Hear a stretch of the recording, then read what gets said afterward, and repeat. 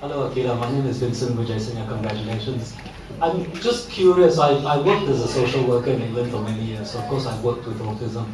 Um, how have services for people with autism changed over the years that, I mean, Denise's work is to be commended. It's excellent. It's one of the pioneering initiatives here. But from your experience as a family, a family with autism, what have been the improvements and what still needs to be done?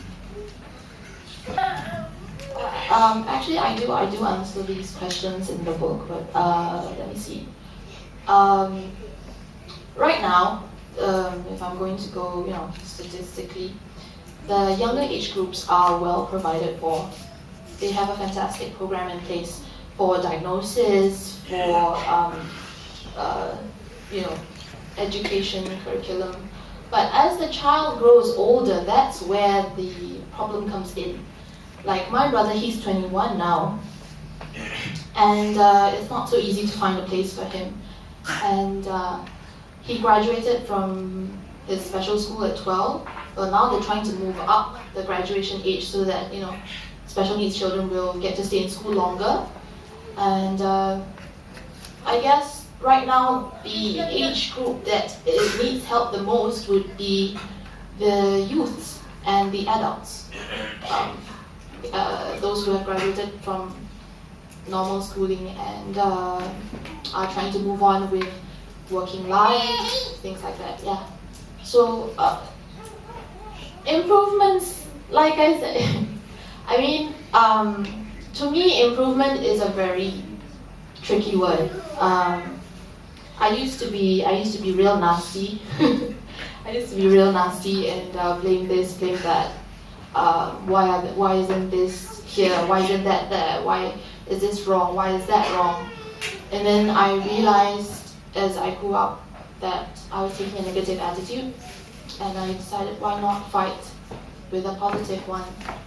So yeah, there are things lacking.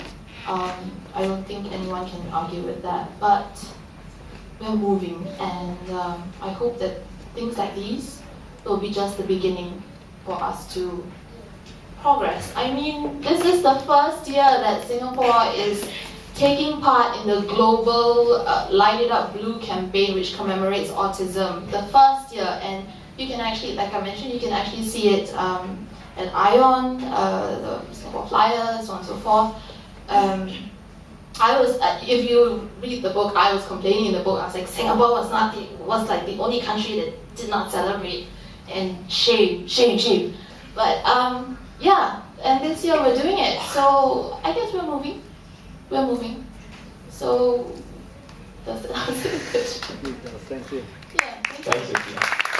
Now, I can't help trying to answer the question too, because I was trained in social work, yeah, and so that was many years ago, 30 years ago. And when I first went in, they told me as a social worker, we do not give fish to people. You teach a man to fish. But as I grew up, I realized that in Singapore sometimes you have to ask, how come there's no fish?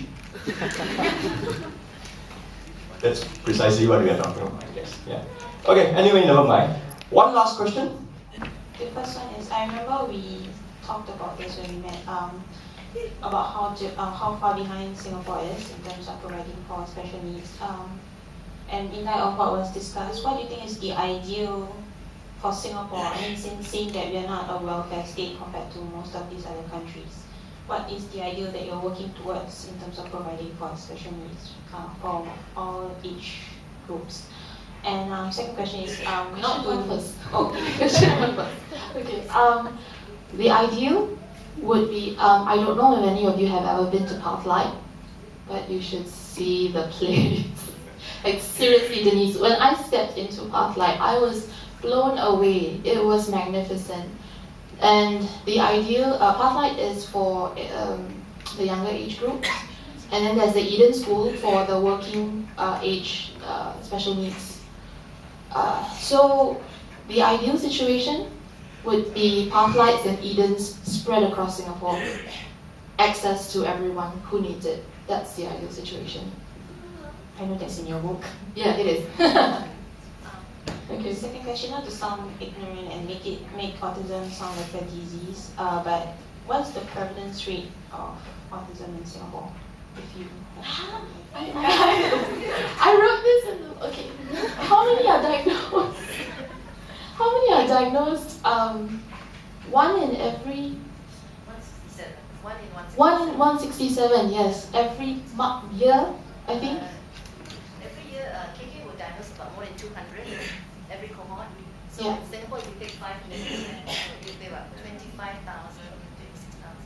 Yeah, so if you kind of take that rate and you multiply it by our, I don't know, our country is small, and you multiply it, you kind of divide our population, you realize that actually quite a big chunk of our Singaporeans are special needs. So yeah, they do deserve the same treatment and rights as the rest of us do. And out of all the kids in the special schools, from 6 years old to 18, about 40% are children with autism. So a lot of diagnoses recently, in recent years.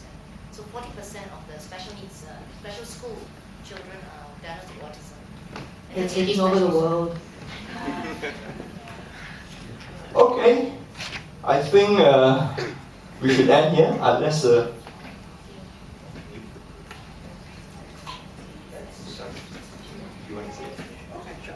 Aqilah wants to say a few words. I think we all wait for her. Yeah, Go I ahead. hope I'm not boring anyone. Well, my intention in writing this book really was not, I'm not Shakespeare, I didn't write a tragedy. I hope that none of you will finish reading the book and burst into tears. That would be counterproductive. I want you to laugh. I want you to laugh when you read the book. I want you to laugh with us. And there will be a day where there will be no more bullies there will be no more bullies to laugh at us, but people will be laughing with us. And if I have managed in the book to write anything that will touch a chord with you or bring a smile to your face, provoke a thought, then I'd say I would have achieved some of my goals in having this book written. Thank you very much.